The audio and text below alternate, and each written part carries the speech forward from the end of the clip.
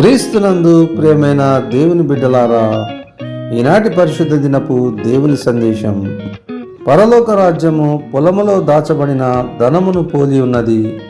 ఒక మనుషుడు దాని కనుగొని దాచిపెట్టి అది దొరికిన సంతోషంతో వెళ్ళి తనకు కలిగినదంతయు అమ్మి ఆ పొలమును కొనును. మరి పరలోక రాజ్యము మంచి ముత్యములను కొన వెదకుచున్న వర్తకుని పోలి ఉన్నది. అతడు ఆ అమూల్యమైన ముత్యమును కనుగొని పోయి తనకు కలిగినదంతయు అమ్మి దాని కొనును. మత్తయి సువార్త 13వ అధ్యాయము 44 నుండి 46 వచనములు.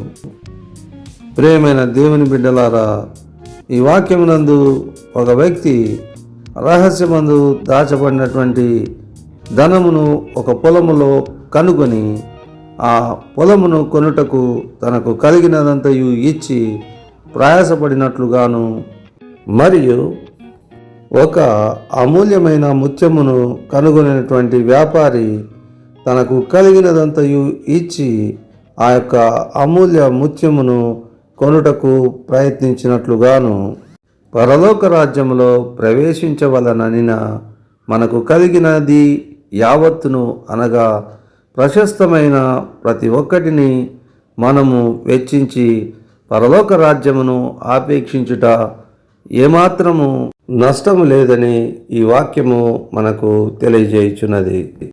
దేవుడు తన రాజ్య ప్రవేశమును మనకందరికీ సమృద్ధిగా దయచేయునుగాక.